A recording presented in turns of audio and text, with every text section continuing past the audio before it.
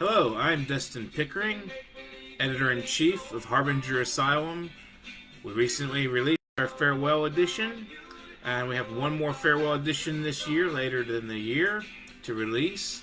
And I have also been the founder of Transcendent Zero Press that we've been publishing for 13 straight years. And we're going to continue that as an invitation-only platform. We're only going to publish those we personally reach out to ask for manuscripts. And I just wanted to share a poem. I have a manuscript now floating free I'm trying to find a publisher for. Ironically, I'm my own publisher, but I also want to reach out to other publishers. And this poem is dark and classy. And I'm putting myself with some Julian Cope in the background and some, shady lighting to read this poem. It's called Bullets Bite Back, and I'm going to try to give it as an impassioned performance here of this piece. It's pretty dark, but it's also making a very sage point about. It's a pacifist poem, and it's very brutal, ironically. So it's called Bullets Bite Back. I will bite the bullet for you, Hitler. I will take this grief with me, this grief of peoples in my veins, this horrible tasting gas thickening in my mouth. Your face, soldier of hell. It will make... I'm sorry, I screwed that up. Your face, soldier of hell. I will take it and bite it. It will make my sores burn and bleed. My back ache with guilt. The ashes fall from the graying sky. You, Commander, will take this exemption, this incessant cruelty of the heart, and burn it like a passport or Star of David across the lips of another Jew. Take me in your arms, Hitler, for nothing else will take me as deeply as this cut in my arm. This madhouse of slaughter you created from your measureless greed. Take me, O Hitler, in the trains and the chambers. Relieve me of life. I will bite this bullet, and I will cinch this war. We have already lost it. Hitler, Hitler, Hitler.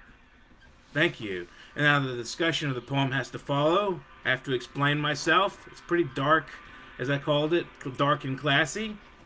It's ultimately comparing Hitler to a bullet, a suicide bullet, and it's discussing the self-destructive nature of humanity. Sometimes we're really facing times where we're roller coastering downward through things such as climate change, these possible nuclear war on the front here, with Ukraine and Russia battling and us jumping in and kind of instigating, and as well as of course it's unjust war, but I think we've only made things worse with our pursuits.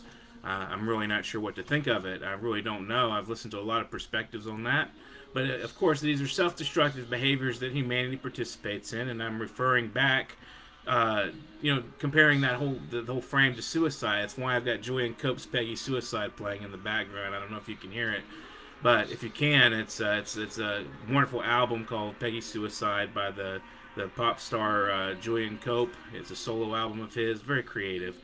But I'm just saying, in this poem, it's like, why are we continuing to look at Hitler? It's almost like the same thing I've been saying in a lot of other of my works about the nature of evil, or the nature of harmful behaviors that sometimes are very small. I mean, I go down here, it's deeply as the cut in my arm.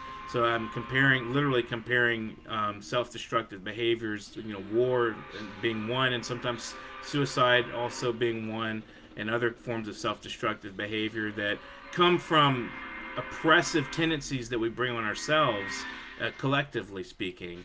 So I think this poem really, and I say at the very end, we have already lost it. So you can assume that the person speaking, which is not me, it's not me at all, the person speaking is already dead. We've already lost the war, is what it's saying. It's kind of taking the place of the voice of a German speaking on behalf and saying, he's going to he's going to win the war for Hitler, and then realizing, he's not going to win the war. He's already lost it. It's already history. It's history already been made, and of course, we know that the Nazis are pieces of shit.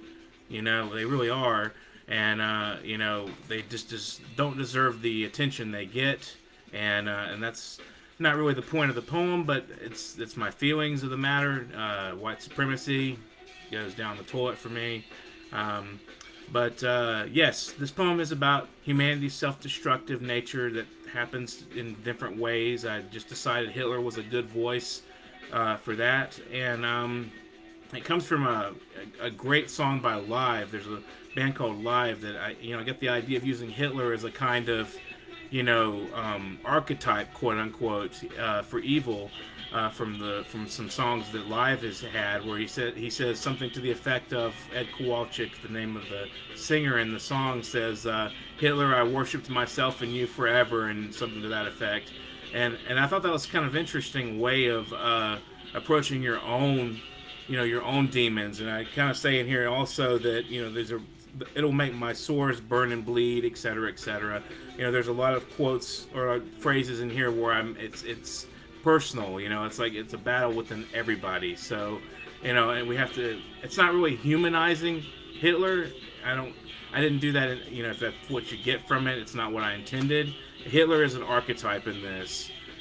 He's the face of most self-destructive and dark tendencies that exist within a person and within the collective psyche of the entire community, so the human community. So I hope you appreciated that poem, and I hope you appreciated my rendition. If not, tell me to go to hell. No, don't tell me to go to hell. I don't like it. It makes me mad.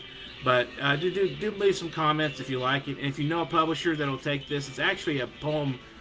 Most of the poetry is sort of love-oriented, but I wrapped that up with some dark kind of psyche feeling in there. I don't want to be completely light and lighthearted. It's actually kind of a dark collection in general. It explores the dark nature of love, also the eroticism and sensuality of. I combine a sort of eco-poetics with the sensuality in this, and it's mostly about it's called the Nothing Epistle. And the book actually, it's about 78 pages. I've submitted it to 3 publishers at least, and rejected it already. So it's officially on the reject pile 3 times. I'm gonna keep pushing that poem book. If you like this poem, I'll send you some more if you're a publisher. Let me know. Thanks for listening. Dustin Pickering signing off. Have a good evening, or a good morning, good afternoon, whatever you're doing, wherever you are in the world. Thank you so much. Leave some comments.